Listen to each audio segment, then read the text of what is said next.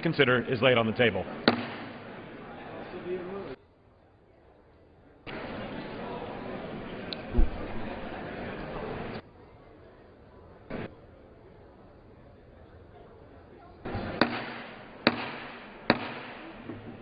House will come to order.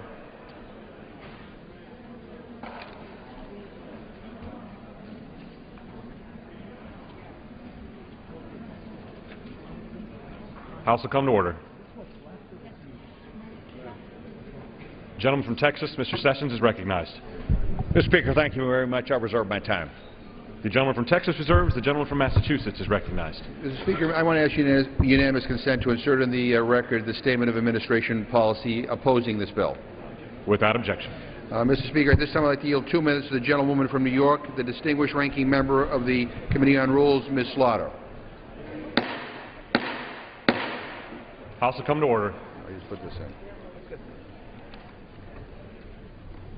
Gentlelady from New York is recognized for 2 minutes. Thank you, Mr. Speaker. I want everybody who's maybe watching this or in earshot to understand that when the House of Representatives cannot pass a farm bill, we have reached a new low. The House is not in order. House will come to order. The reverence in which we hold our farmers is so strong that the Farm Bill could almost be a part of the Pledge of Allegiance. I want to point out to you that this is the second time that this House is going to very likely not be able to pass a Farm Bill. I know I don't have to point out to my constituents on both sides of the aisle that the SNAP program, the nutrition program, the school lunch program, the Meals on Wheels, and what we do to feed people in this country is also a farm program because, believe it, people, that's where the food comes from. So when you take those programs away, you also hurt the farmers. We had a pretty offensive attempt here about 3 weeks ago to defund the program. And so I do not trust, I'm sorry to say, the majority with trying to do something about this bill. In fact, I'll make a prediction right now. If they decide to bring up the nutrition program as a freestanding bill or anything from the Agriculture Committee, there's not a chance anywhere, I leave it better stated that way, that could possibly pass the House.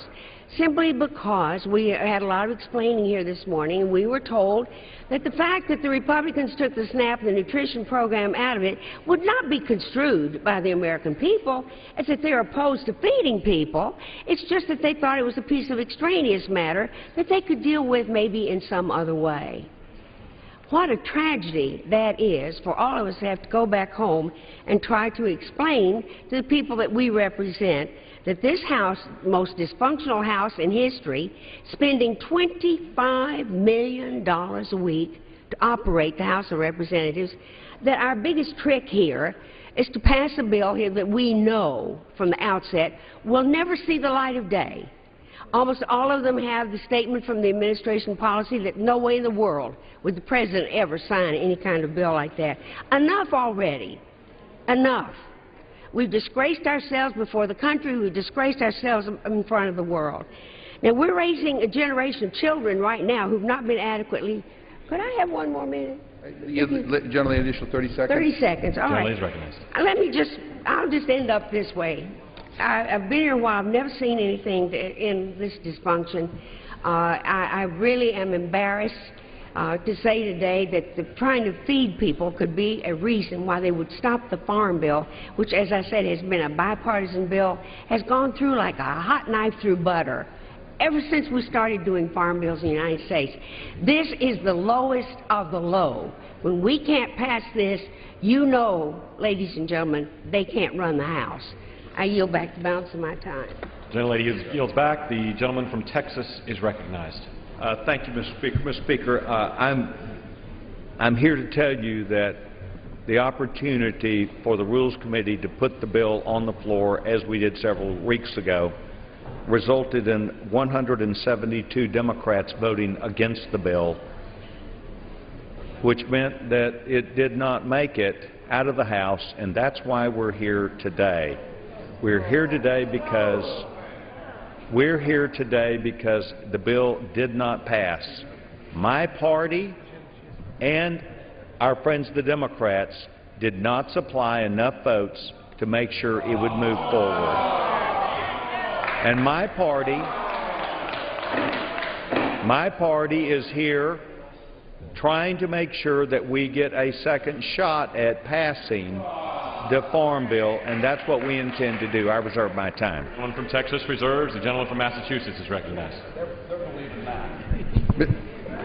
Mr. Speaker, let me just say to the gentleman that the reason why we did not support the Farm Bill was because the Farm Bill that the Republicans put on the floor would throw 2 million of our fellow citizens off of the food stamp program. The price of the Farm Bill should not be to make more people hungry in America. I yield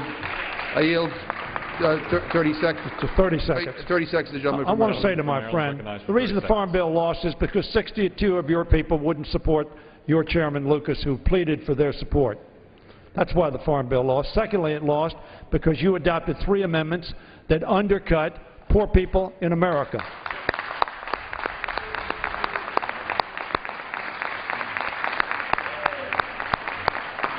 And so your response has been to abandon them altogether so you could get those votes back. Isn't that a shame? I yield back.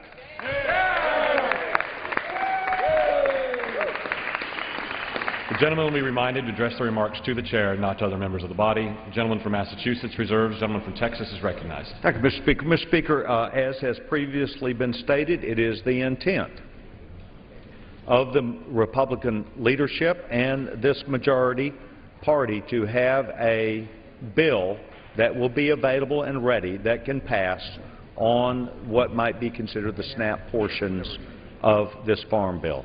What we're trying to do today is to pass this bill on the farm portions, and it is a fair opportunity to take up the bill exactly as we were several weeks ago on debate, on the rule, and on the things which passed this House for the will of the House to have its say. And that is what we're attempting to do today. I reserve my time. The gentleman from Texas reserves. The gentleman from Massachusetts is recognized. Mr. Speaker, I ask unanimous consent to include in this bill a straight reauthorization of the SNAP program without any cuts, current policy, which would be the same language as the Chairman of the Rules Committee has promised would be included in the final product.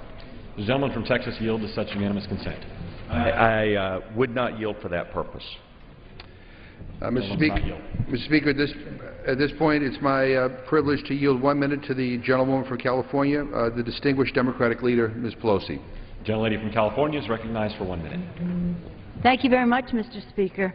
Mr. Speaker, I thank the gentleman for yielding and for his tremendous leadership on behalf of feeding the American people. It seems a very fundamental thing, biblical in nature, family-wise, a very important priority for all of us, except maybe not in this House of Representatives. I want to thank Congresswoman DeLauro for her relentless, persistent advocacy to feed the hungry in our country. But I rise today, and I've thanked them over and over again, to once again thank the Congressional Black Caucus. When they came to the floor today to speak in the manner that they did against this legislation and for values that our country shares about being a community, they spoke not just for the Congressional Black Caucus and for their constituents, they spoke for America. They spoke for America. They have fought this fight over and over again. The inference to be drawn from their leadership on this is not that the black community is the community that benefits from food stamps. Some people in the community do. Overwhelmingly, there are people in your districts in rural America. There are people in rural America who really need us to pass this legislation. You are taking food out of the mouths of your own poor constituents. Poverty in America. Poverty. I'm saying the word on the floor of the House. Poverty. Poverty. Poverty. Poverty. Poverty in America seems to be a word that people get nervous about.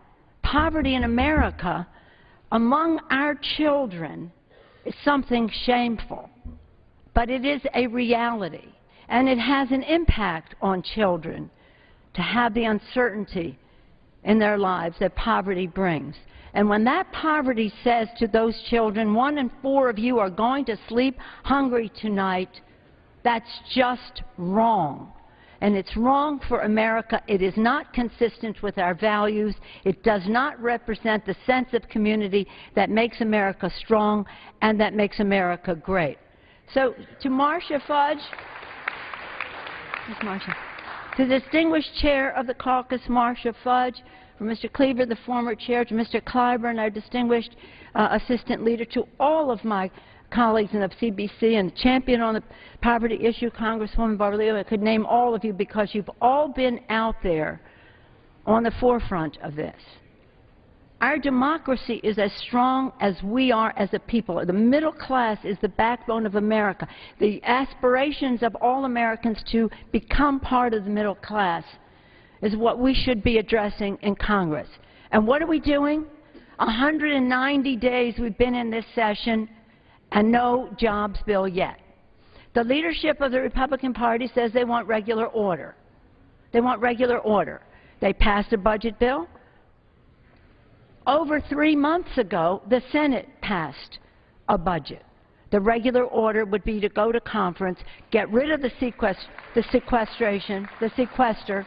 and to proceed with a bill that invests in America. Mr. Hoyer's Make It in America, invest in innovation in America, build the infrastructure of America, create jobs, and to do so in a way that builds community, strengthens the middle class, grows our economy with jobs. The distinguished leadership of this Republican Party in the House says they want regular order and they have respect for their committees. Well, the Agriculture Committee, in a bipartisan way, passed a bill out of the committee. I didn't like the bill. It wouldn't have been a bill I would have written, but it was, and the Republicans had the leadership, Democrats cooperated, a bipartisan bill came out of committee. The rumor was, and I guess it was just a rumor, but it floated, that then it would respect that bill. If they could come out with a bipartisan bill, it would be taken up on the floor. The bill that we have here, as little we know about it because it emerged in the middle of the night, bears no resemblance to the bill that came out of committee. The actions of the Republican leadership have been disrespectful to the committee process, so don't hand us the regular order argument. The audacity to split off the nutrition parts of this bill is so stunning. It would be shocking, except this is a house of shocks. I would say it's one of the worst things you've done, but there's such stiff competition for that honor that I can't really fully say that. But when you take food out of the mouths of babies and you prevent a bill from going forth that addresses our food banks and our nutrition needs in the rest of our country, what are you thinking? Or are you thinking? Or are you thinking? So I thank you, CBC, for your leadership on this. I thank you, Jim McGovern and Rosa DeLauro, all of you, because this is a fight that you are making for every person in America to live in a country of values, of values that include our faith. And our faith tells us that to minister to the needs of God's creation is an act of worship. To ignore those needs, as this bill does, is to dishonor the God who made us. This is very wrong. This, even in this place, crosses a threshold that we should never go past. Should never go past. This is totally out of the question. I'm a mom. One of the reasons I am involved in politics is I see it as an extension of my role as a mother, 5 kids, and now many grandchildren. God bless us. But what drove me to this was that I saw all that my kids had, all the opportunity, all the love, all the concern, all the rest of it. And I thought the best thing that we could all do is to make sure that our children, for their own welfare, grew up in a country where all of America's children were treated with respect and as we meet their needs. That's just not happening here today.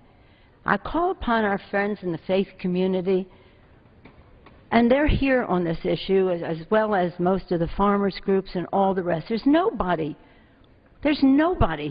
outside this body who supports this bill, who cares about the values that we all profess to have within these walls. So again, taking food out of the mouths of babies, that's a good policy? I don't think so. Vote no on this rule.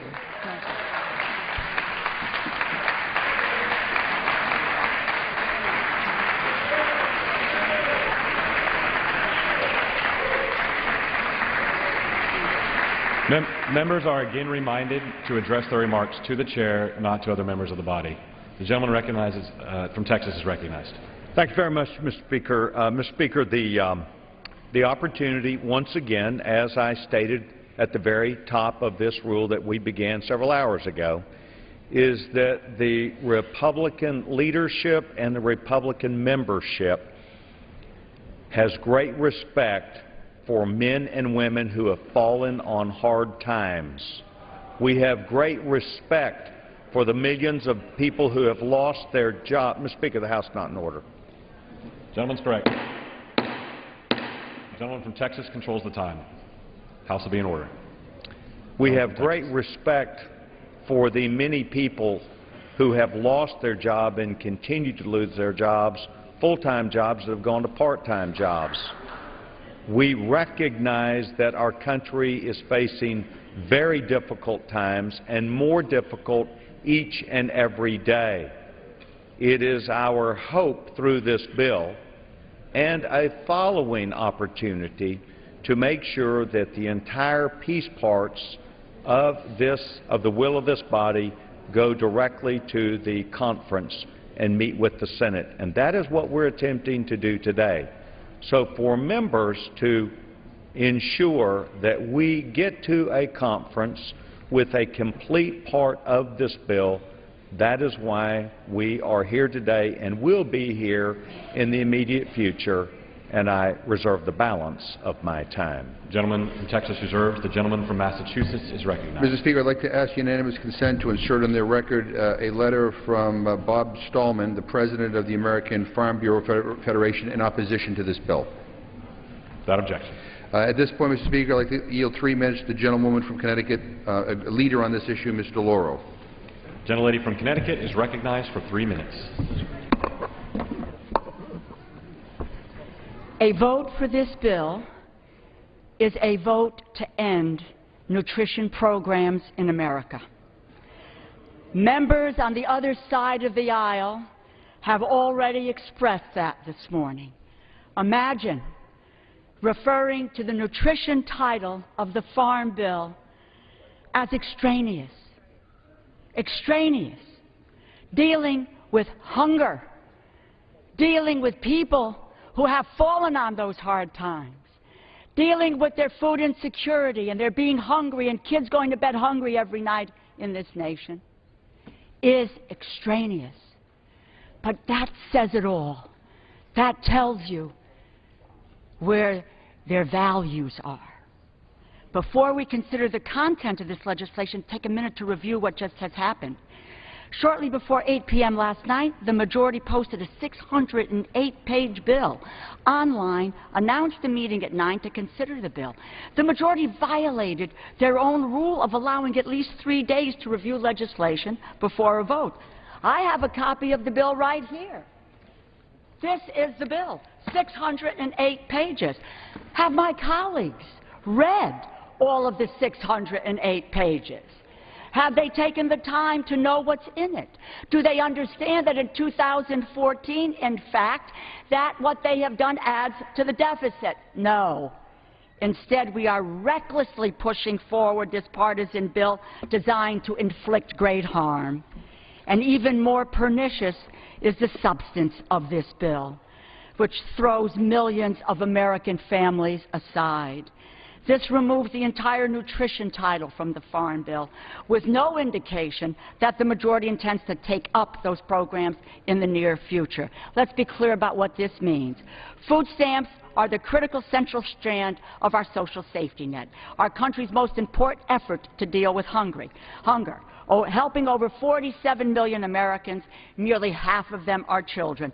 99% of recipients live below the poverty line. 75% of households receiving this aid include a child, a senior citizen, or an individual with a disability. These are the individuals and the people that this Republican majority has just called extraneous. They are not extraneous.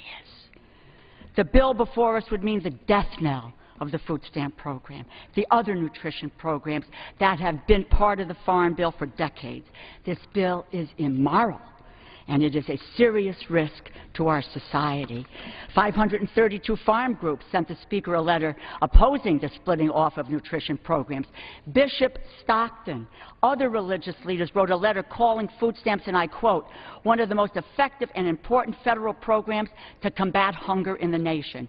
And, again, quote, a crucial part of the Farm Bill, relieving pressure on an overwhelmed parishes, charities, food banks, pantries, and other emergency food providers. And yet this bill provides the way to gut the food stamp program. Gentlelady's time's expired. Can the gentleman yield any further time? I yield the gentlelady additional 15 seconds. Okay, thank Gentlelady you. is recognized for additional 15 Historically, seconds. the Farm Bill has been a safety net for farmers and families.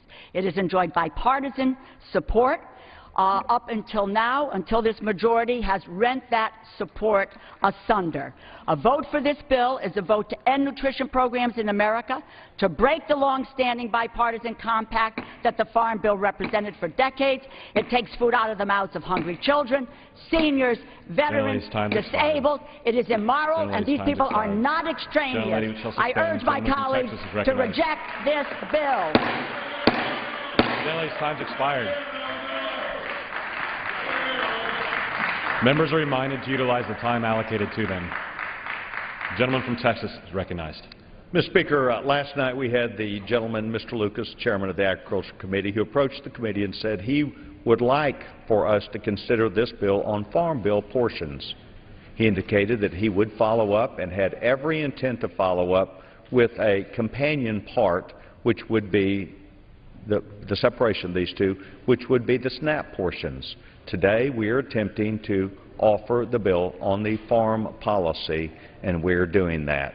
And we intend to be able to put these items together, move them forward. I have great confidence not only in Mr. Lucas, but also in every member of this body who understands firsthand that women and children and those who have fallen on hard times do need the SNAP program, and we intend to make sure that that is properly taken care of. I reserve my time. Gentleman from Texas reserves. Gentleman from Massachusetts is recognized. Mr. Speaker, I would like to yield to the gentleman from Rhode Island, Mr. Langevin, for a unanimous consent request.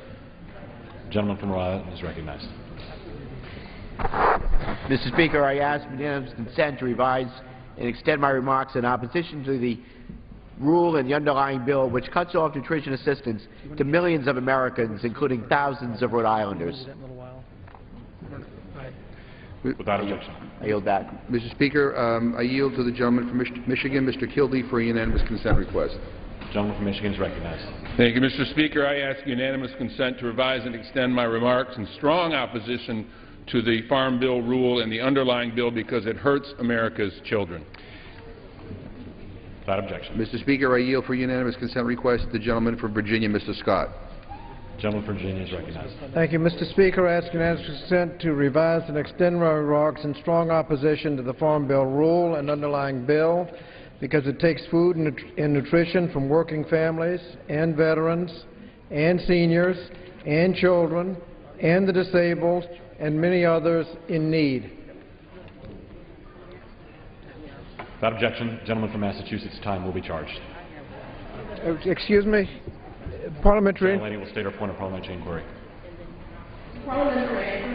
Mr. Speaker, I wonder if you could tell us whether it would be in order to allow the majority to amend the underlying bill that provides for agricultural subsidies to prohibit members of Congress who receive financial benefits, payments, and taxpayer subsidies from the underlying legislation from actually voting on the legislation from which they directly profit financially. Would that be in order for the majority to amend the bill for that purpose? Majority Manager is in charge of the rule. Further parliamentary inquiry, would it be appropriate to ask the majority to make an amendment to the bill to prohibit members who receive taxpayer subsidies from benefiting financially and to prohibit them from voting on the underlying legislation from which they profit financially? The Chair can't speculate, but the Majority Manager on the rule may yield for an amendment.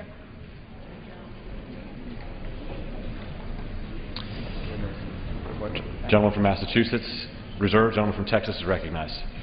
Thank you, Mr. Speaker. I reserve my time. Gentleman from Texas reserves. Gentleman from Massachusetts. Mr. Speaker, I yield 1.5 minutes to the gentlewoman from California, a great leader on issues dealing with poverty and hunger, Ms. Lee. Gentlelady from California is recognized for 1.5 minutes. Thank you very much. I rise in very strong opposition to this rule and the underlying Republican bill. The bipartisan bill before us is an abomination and shows just how out of touch, out of control this extreme Tea Party-controlled Congress is. I can't say, though, that I'm surprised, but I'm sad to say that this House has reached a very shameful new low. This bill also violates decades of bipartisan support for a delicate balance between America's nutrition programs, farm conservation, and other priorities. This partisan bill also fails to reauthorize nutrition programs which benefit millions of Americans in rural and urban areas across our country. The Supplemental Nutrition Assistance Program is our nation's first line of defense against hunger and among the most effective forms of economic stimulus. Republicans say they want to decrease poverty and hunger. I hear this all the time on our committees, yet they do just the opposite. Be assured, this bill will increase poverty and hunger. It's a moral disgrace. Nobody wants this Republican bill to move forward, not the 532 companies and organizations from every congressional district who have urged this Congress to not break apart the Farm Bill, not the administration which issued a veto threat last night, and certainly not the millions of low-income and poor people and working families with children and seniors who continue to struggle from the impact of the Great Recession. Enough is enough. This is un-American. It's a shame and disgrace. It's not only on days that we worship that we must remember to do unto others as you would have them do unto you. Gentlelady's time's expired. The gentleman from Texas is recognized. Thank you very much, Mr. Speaker. Mr. Speaker, this time I'd like to yield 2 minutes to the gentleman from Indiana. The gentleman from Indiana is recognized for 2 minutes. Thank you, Mr. Speaker, and thank you, Chairman Sessions, for yielding, and thank you for all the hard work that you do in the Rules Committee. Mr. Speaker, I'm a farmer. I love to farm. It's in my blood, and I farmed before I came to Congress, and I'll farm when I leave. So as a fourth-generation farmer today, I rise to say we have an historic opportunity to legislate responsibly and reform prudently when it comes to farm policy and food stamp policy. We together can defeat business as usual in Washington, D.C. The first time in 40 years of farm policy, the House has an opportunity to enact landmark reform in ag policy and separate the Farm Bill. Because of policy dating back to the Carter administration, 80% of the last trillion-dollar farm bill went to food stamps. I don't believe that's right. And as a farmer, I can tell you it doesn't serve farmers well. And believe it or not, it doesn't serve the needs of those who need help in this country either. A year ago, I began to call on Congress to separate the Farm Bill. Our goal has been to reform ag and food stamp policy so that they can really help the folks they were intended to help. Farm policy and food stamp policy should not be mixed. They should stand on their own merits. As Congress immorally sinks our country into debt by $17 trillion, taxpayers deserve an honest conversation in order to find solutions, and solutions to help Americans who really need help. Together we can get this done and pass the first farm-only farm bill in 40 years. Together And today we can pass a bill that sends a clear message that the days of deceptively named budget-busting bills are over. By splitting the bill, we can give taxpayers an honest look at how Washington spends our money. We've made progress by eliminating direct payments, but there's more work ahead. So splitting the Farm Bill is the next logical step on the path to real reform for farm policy and genuinely helping those who genuinely need help. I'm proud to vote for this legislation, and I thank all of those who put such hard work into it. And as a fourth-generation farmer, I'm proud to vote for the first farm-only farm bill in 40 years. Gentleman's time has expired. Gentleman from Texas reserves the... Mr. Speaker, parliamentary inquiry. Gentleman will state his point of parliamentary inquiry. Mr. Speaker, is it proper to offer an amendment at this time or at some future time on the underlying bill that would preclude members of Congress who receive financial benefits, payments, or subsidies from the underlying legislation from voting on this bill from which they directly profit financially? The amendment to the rule may only be offered if the majority manager yields for such purpose. I ask the majority manager if he would yield for such an amendment. All times yield for the purpose of debate only, and I will not yield for that purpose. Will the gentleman yield for a question? I do not know that the gentleman's been yielded that time by his manager. The gentleman from Texas has reserved, and the gentleman from Massachusetts is recognized for time. So the gentleman from Massachusetts could yield to the gentleman from Rhode Island. Mr. Speaker, I'd like to ask unanimous consent to insert on the record the statement from the Club for Growth in opposition to this bill and indicating they will score this vote. Without objection. Mr. Speaker, at this time I'd like to yield 1 1/2 minutes to the gentlewoman from Texas, Ms. Jackson Lee. The gentlelady from Texas is recognized for 1 1/2 minutes. Unanimous consent to address the House, providing since Chairman, the Speaker of the House is not in order. House will come to order. The gentlelady from Texas is recognized for 1 1/2 minutes. I thank you very much. The only thing that this House will do when it votes today is defeat starving children. It will again put starving children in the abyss of the uncaring attitude of my friends who for the first time in decades are separating the heart line of the Farm Bill, the nutrition program, the supplemental nutrition program, the food stamps program. I am glad to stand with the Democratic caucus and the Congressional Black Caucus and others to be able to say hunger is silent.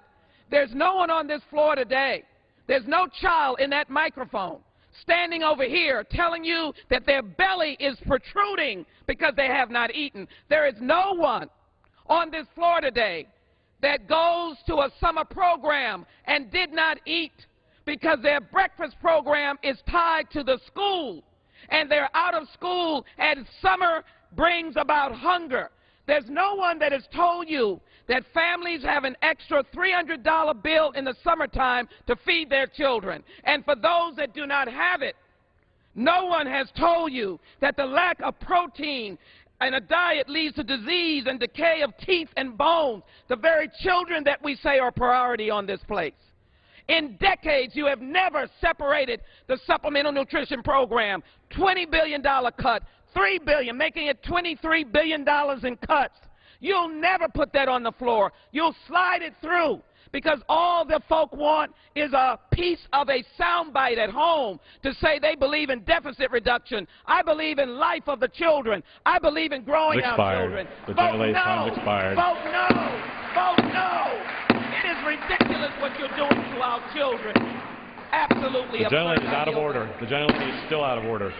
The gentlelady will be reminded to make remarks to the chair, not to other members of the body, and members will be reminded to utilize the time allowed to them. The gentleman from Massachusetts reserves. The gentleman from Texas is recognized. Thank you, Mr. Speaker. Mr. Speaker, the gentleman, Mr. Stutzman, who is a farmer from Indiana, very clearly, I believe, spoke about the intent of this bill, and that is that we are going to talk about farm policy. There are revisions and changes that update not only farm federal policy, but they're done on a bipartisan basis. The gentleman on both sides of the aisle, at the ranking member and the chairman of the the Agriculture Committee have worked very closely on this. And I believe that what is on the floor today offers an opportunity to debate that and see if we can pass it that's what we're trying to do, and I reserve my time. Gentleman from Massachusetts is again recognized. Mr. Speaker, I am proud to yield 1½ minutes to the gentlewoman from Wisconsin, Ms. Moore. The gentlewoman from Wisconsin is recognized for 1½ minutes. Okay, let's figure out where we are. So Mr. Speaker, we'll do the DCs next. apparently it was not enough for the House majority to decimate the food nutrition title last time we considered the Farm Bill a few weeks ago with the $20 billion cut. And when they couldn't get the majority of Republicans to vote for it because it just wasn't cut enough, they just eliminated the entire nutrition title, the Supplemental Nutrition Assistance Program, Emergency Food Assistance Program, the Commodity Supplemental Program. Fancy names and acronyms for the programs that feed seniors, young children, and the disabled. They stock our food pantries. I can't wrap my mind around the shameful nature of this moment, a moment when we're moving forward with the Farm Bill and leaving behind 47 million of our nations hungry. Now, it's been asserted, Mr. Speaker, that the House leadership is not attempting to starve vulnerable families, but merely want to expedite the passage of the all-important agricultural components of the bill by removing the extraneous nutrition title. Since 1965, we've reauthorized our anti-hunger programs alongside our agricultural-related policies in a marriage. But at this moment, the House has filed for divorce, where the primary breadwinner is abandoning 2/3 of the family, consisting of children, young babies, the elderly, and disabled. H.R. 2642 is a deadbeat majority's proposal to avoid child support, elderly subsidies, and food assistance to the disabled of 47 million people. What kind of message are we sending with the passage of this bill? We're telling our nation's hungry that Congress is willing to turn a blind eye and that food is an extraneous concern of Congress. Gentleman from Texas is recognized. We reserve our time. Gentleman from Texas reserves. Gentleman from Massachusetts is recognized. Mr. Speaker, I want to yield to the gentlelady from the Virgin Islands, Ms. Christensen, for a unanimous consent request. Gentlelady from the Virgin Islands is recognized. Thank you. I ask unanimous consent to revise and extend my remarks on behalf of the people of the Virgin Islands in strong opposition to this farm bill. It hurts children and families in our country. Without objection. Speaker, I want to yield to the gentlelady from Florida, Ms. Frankel, for a unanimous consent request. Gentlelady from Florida is recognized. Thank you, Mr. Speaker. I ask unanimous consent to revise and extend my remarks in strong opposition to this farm bill and rule and underlying bill because it cruelly takes food away from poor children, elderly, and the disabled. Without objection, the gentleman from Massachusetts' time will be charged. Mr. Speaker, I would like to yield to the gentleman from New York, Mr. Crowley, for a unanimous consent request. Gentleman from New York is recognized.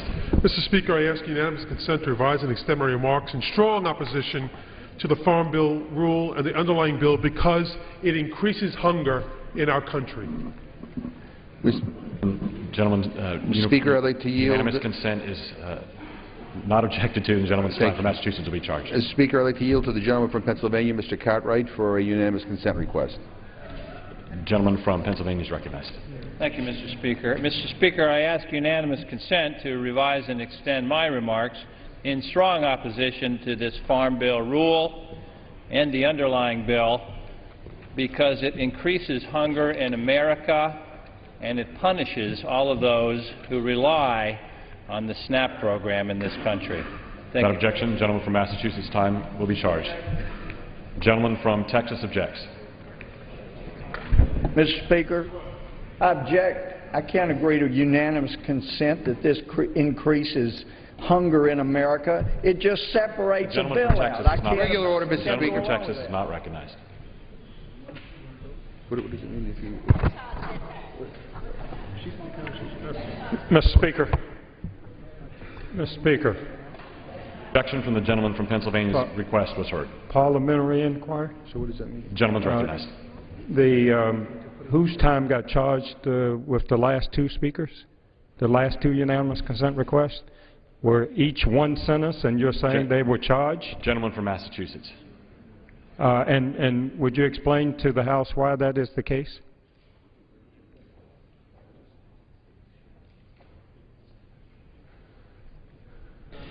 Any request that is accompanied by remarks that is in the nature of the debate is is charged. But those Not the unanimous consent request itself, but the remarks that follow a unanimous consent request that are in the nature of a debate.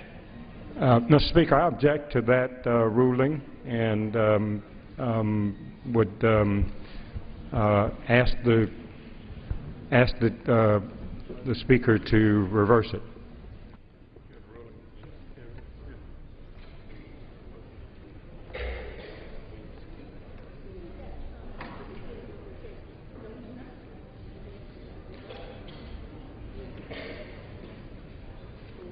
They give unanimous consent for the statement. Unanimous consent is unanimous.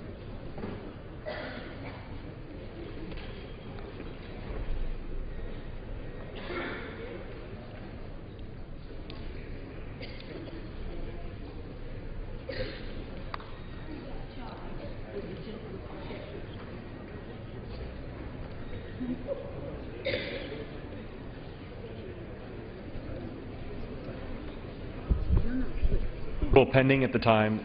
There's no nothing for the gentleman to object to. Mr. Speaker, I move that the time of the two previous speakers who asked unanimous consent not be charged to the time of the gentleman from Mr. McGovern. The gentleman's motion is not in order. There's no motion of such sort that's appropriate at this moment. I ask unanimous consent to restore the time to Mr. McGovern. There's an objection to the gentleman's unanimous consent request. I'm not yielding for that purpose. Speaker. Mr. Speaker. Gentleman from Massachusetts recognizes gentlelady. Mr. Speaker, I move to adjourn. Gentlelady moves to adjourn. The question is on the motion to adjourn. All those in favor say aye. Aye. All those opposed say no. No. The noes have it. The motion is Mr. Speaker, I call for the yeas and nays. The yeas and nays are requested. Those favoring a vote by the yeas and nays will rise. A sufficient number having risen, the yeas and nays are ordered. Members will record their votes by electronic device. This will be a 15-minute vote. So the House calling for a procedural motion, a motion to adjourn as they continue debating the rule for considering the revised Farm Bill. The Farm Bill in general sets agriculture and food nutrition programs, including food stamps. This new revised bill does leave out food stamps for later debate, but it would continue agriculture programs for another 5 years. As this vote tally continues, this is a 15-minute vote, by the way. We will go live now to Capitol Hill, where the Senate Banking Committee is meeting today, and they're meeting to discuss Wall Street reform and the effect of too big to fail legislation. Encouragement of that. They say, quote, U.S. banks believe they will be able to meet the new regulatory requirement on debt levels by shuffling assets between their subsidiaries and using other optimization strategies to reduce the amount of leverage they report. And that no bank said it expected to raise equity to fill an apparent capital shortfall of more than $60 billion across the industry, close quote. So I'm out of time, but I just make that observation. Now, I realize that shifting of assets is not necessarily insignificant or trivial, but it's a significant observation, I think, that they're not raising any capital, and I cite that as further encouragement to continue down this path. Senator Warren. Thank you, Mr. Chairman. Now, Mr. Chairman, as we all know, Wall Street's high-risk betting nearly destroyed the economy, but since then we've made real progress with Dodd-Frank's implementation. But despite this progress, the 4 largest banks are now 30% larger than they were just 5 years ago, and they have continued to engage in dangerous, high-risk practices. So later today, Mr. Chairman, Senators McCain, Cantwell, King, and I will introduce a 21st Century Glass-Steagall Act. For half a century after the Great Depression, Glass-Steagall kept this country safe by separating the risky activities of investment banks from the basic checking and service and savings accounts that consumers rely on every day. The banks lobbied for weaker regulations, and eventually the regulators started unraveling Glass-Steagall, and finally in 1999, Congress repealed what was left of it. So now we propose a 21st century Glass-Steagall so that we can return to the basics and try to keep the gamblers out of our banks. Now, based on what the regulators did to Glass-Steagall over the past 30 years, I don't expect anyone on this panel will jump up and endorse the new Glass-Steagall bill. Even so, we're going to keep pushing for it. But I want to spend my time today focusing on another part of this issue, and that is that a few weeks ago, SEC Chair Mary Jo White announced that she's going to require admission of guilt in a wider variety of enforcement actions. Now, you remember that under its old policy, the SEC required an admission of guilt only very rarely, pretty much only when the defendant had already admitted guilt in some other context or had admitted it criminally. Now the SEC has said it will be tougher when large numbers of investors have been harmed intentionally or when the defendant unlawfully obstructs the Commission's investigative process. Now, I think the same principles that apply to the SEC enforcement would also apply to other regulators. So my question is whether or not you've considered moving in the same direction as Chair White on admission of guilt policies. Governor Tarullo, what about the Fed? Well, Senator Warren, after the February hearing where you raised a similar question, I went back and asked people at the Fed, the people who do the compliance and enforcement generally, to think this through, and we've had conversations subsequent to that. And I guess our at least provisional conclusions are the following. First, it's important to note that with respect to the Justice Department and the SEC, for example, are essentially, not exclusively in the case of the SEC, but they're essentially enforcement agencies. That is, they take rules which have been broken and they bring enforcement actions. They don't have extensive on-site supervisory presences, one.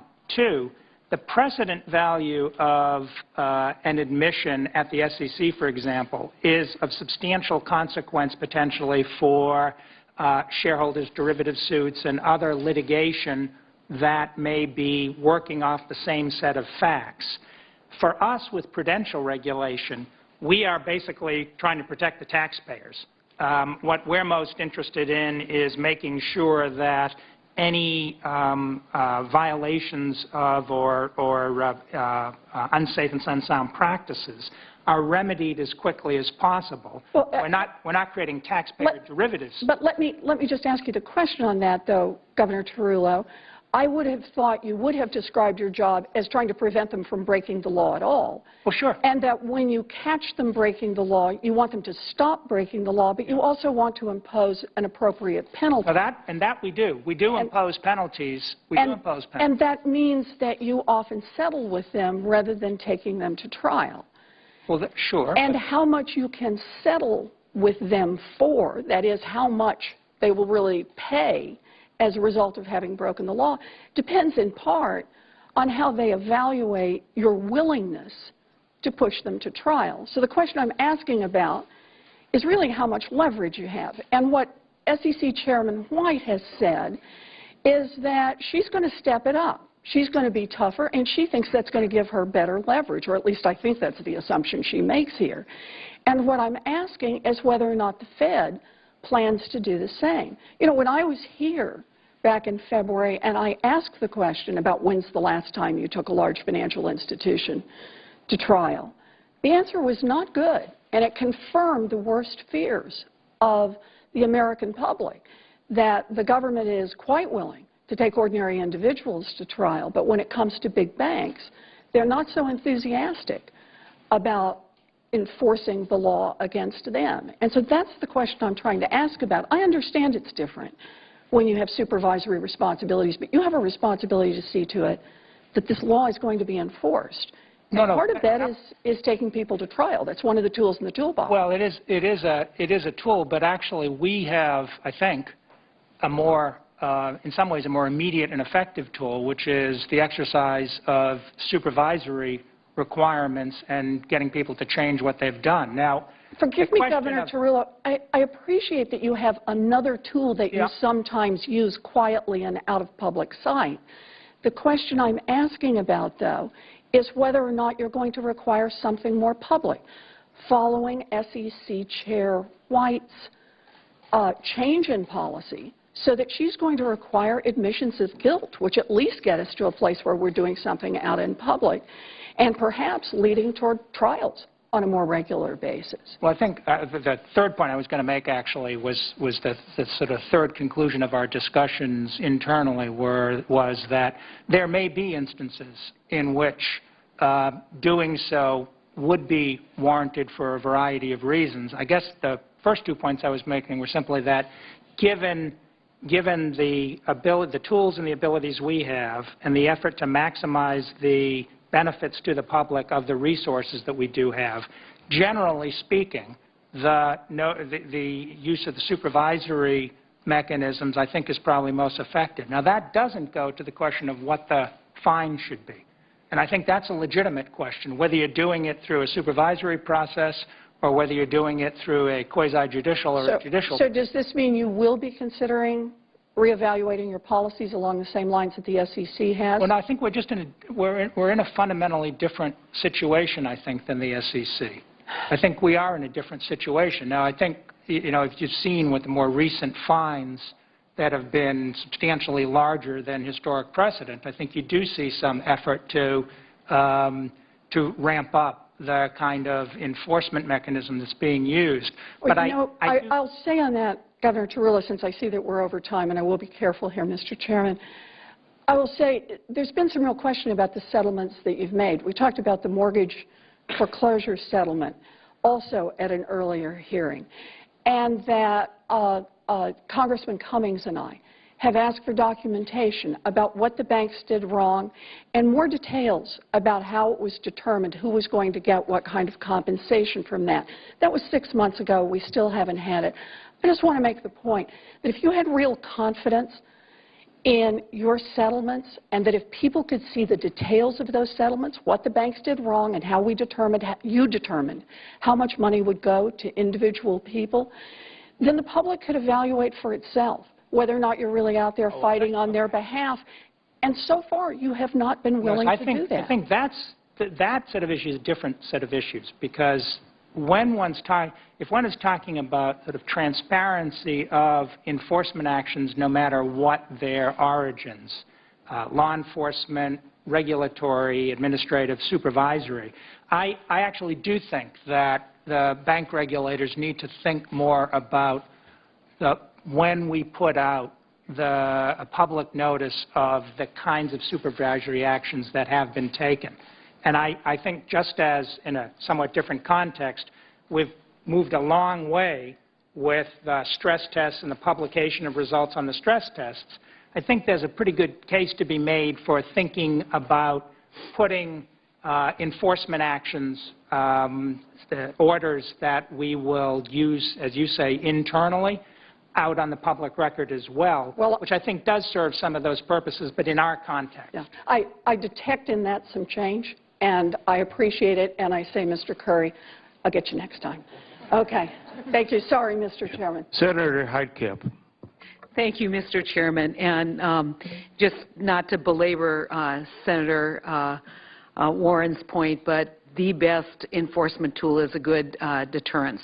And we know from a lot of experience in the work that we've done in the past, whether it's in prosecution, white-collar crime is deterred by a little sunshine and an occasional piece of litigation that can, in fact, expose bad behavior. So just want to add my 2 cents to that effort. But I want to take this in a different direction. This question is really for Mr. Tarullo and Mr. Curry. There's been a lot of discussion recently on the standards of foreign banks compared to the standards for domestic banks. Can you speak to the importance of ensuring foreign banks meet the same capital requirements for their U.S. operations that U.S. banks do? And I pass it to you, Mr. Tarullo. Thank you, Senator. Well, as I know you're aware, we have a proposed regulation on foreign banking organizations which would require that the largest foreign banking organizations in the United States maintain Basel III minimum capital levels and also have liquidity requirements. I mean, the reasons for that are, I think, pretty straightforward. One, the nature of foreign banking in the United States has changed substantially over the last 15 years. 5 of the 10 largest broker-dealers in this country are foreign bank-owned. 2, during the financial crisis, foreign banking organizations of all sorts drew at the discount window if they were commercial banks. They took advantage of the various liquidity facilities which the Fed put in place if they were not commercial banks, and thus it became pretty apparent that at some level we, the regulators and the central bank, were having to play a role when they were in a less than strong capital and liquidity position. 3, I think it's notable that any large U.S. banking organization in the European Union already has to be separately incorporated and meet local capital and liquidity requirements. So in some sense, we're kind of catching up with what the European Union has already done. So for all those reasons, Senator, I think it's very important that we got that FBO reg out. We're taking comment on it now. I know there's been some pushback from some institutions that don't want to hold capital in the United States, but I just think it's not a sustainable position for us or any large country that hosts any country that hosts large foreign financial institutions, not to make sure that those institutions are stable within its own country, because ultimately it affects our financial stability as well. Mr. Curry? The OCC supervises federal branches and federal agencies. Under the current setup, we would be looking to the parent for capital support. So we welcome the Fed's proposal with its FBO proposal in terms of enhancing the availability of capital here domestically. We also, as part of our supervisory process, our agreements and orders with respect to those federal branches and orders would have capital equivalent provisions to make sure that U.S. customers and U.S. operations would not be adversely impacted in the event of insolvency of the foreign parent. And I raise this issue because as we talk about systemic risk and as we talk about what in fact are our challenges looking forward, not paying attention to this issue could in fact damage and undo every good deed that you've been trying to accomplish in all of this regulation. And so we're going to be watching this issue very closely, not only from a standpoint of making sure that there isn't unfair competition, but also making sure that we are closing the loop on all of the institutions that in fact present systemic risk to our economy. Thank you, Mr. Chairman. Senator Tester. Yeah, thank you, Mr. Chairman, and thank you all for being here today. I've got a couple questions for Governor Torrillo and one for Mary Miller, so Tom, you and Martin can breathe a sigh. Governor Torrillo, first off, congrats on your efforts in moving forward with the capital and liquidity and leverage standards. I want to visit with you this morning on a separate Dodd-Frank issue, which is the treatment of non-financial end users and whether they're subject to mandatory margins. As you know, the congressional intent in this area was explicit, and that non-financial end users should be exempt from the mandatory margin. However, the legislative language in the statute is less clear than I would have hoped. The CFTC and the SEC have issued proposed rules that exempt non-financial end users from that mandatory margin in transactions in which there are counterparties, but the Fed has taken a slightly different approach. At a hearing before this committee nearly a year ago, Chairman Bernanke indicated that the Federal Reserve's reading of this statute is such that it requires you to impose mandatory margin on non-financial end users, despite Congress's intent to the contrary. Chairman Bernanke indicated that the Fed would be very comfortable with efforts to make the exemption, which was clearly the intent of Congress, more explicit in the statute. So we have introduced legislation, Senator Joannes and I, co-sponsored by a number of folks on this committee, that would, in a surgical fashion, ensure that the statute is clear as congressional intent on this matter. So just to be clear, would eliminating this mandatory margin requirement have any impact on the Fed's ability to set appropriate capital or prudential standards regarding institutions' book of derivative trades? Simply removing that provision would not, Senator, so long as it didn't go further and affirmatively say that we couldn't put prudential requirements in an appropriate circumstance. Super. What other checks and balances exist to enable the Fed to address safety and soundness concerns that could arise from swap transactions involving non-financial end users? Well, we have two, basically. We obviously have a general safety and soundness authority, and when we see things that are being done in unsafe or unsound fashion, we can seek a change in that.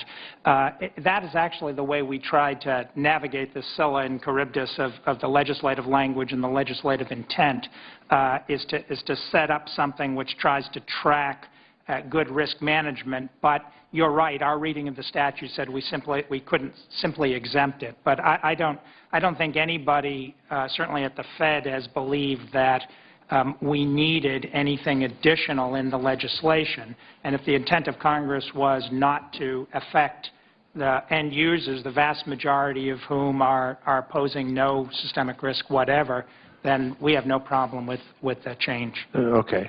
Now, setting aside the tools at the Fed's disposal, clarifying this exemption from mandatory margin for non-financial end users would not impact the ability of individual financial institutions to set margin standards based on their credit assessment of counterparties that are non-financial end users.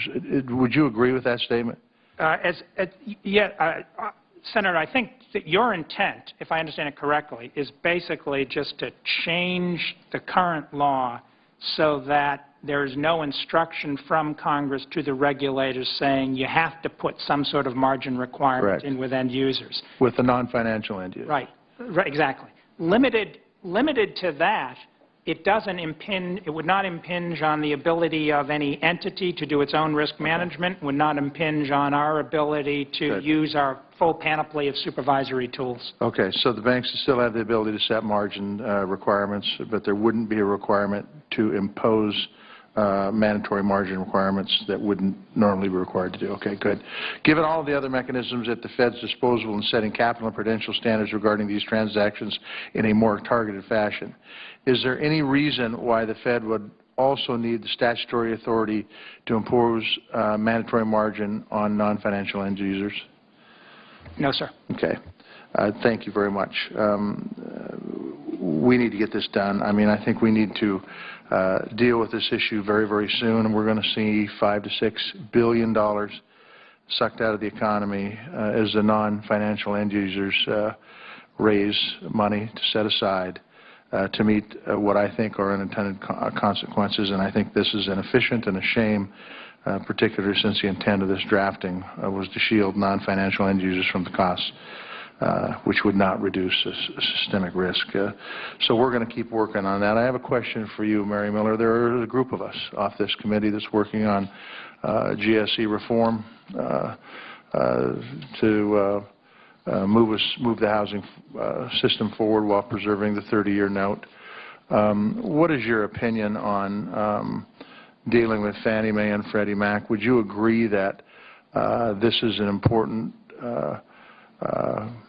task to take on to make sure that not only Fannie Mae and Freddie Mac are secure, but taxpayers are protected, the 30-year note exists, and we have a we don't limit the ability to have a robust housing industry moving forward? Thank you for the question. We certainly welcome the development of bipartisan housing finance reform legislation, so we will carefully follow the progress on this. And I think we've been pretty clear that we want to wind down the GSEs in a responsible manner at the same time that we protect access to credit for Americans who need home mortgage credit. And we think that the proposals that we've seen, some of the white papers that are now circulating on the backs of improvement in the housing market, which is clearly a precedent for moving forward with housing finance reform, are very useful and supportive of many of the principles that we've already established. I appreciate that, and I appreciate both your comments and Governor Trillo's, and thank you all for being here today. Thank you, Mr. Chairman. Thank you. I understand that Senator Crapo has some questions that will be submitted for the panel. I want to... The motion is not adopted.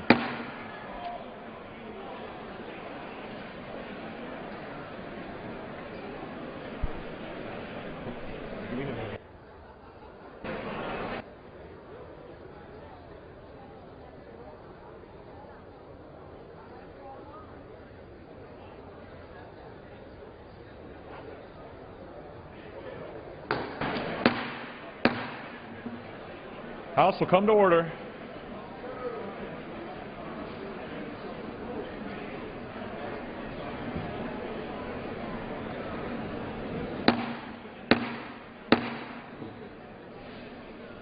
House will come to order.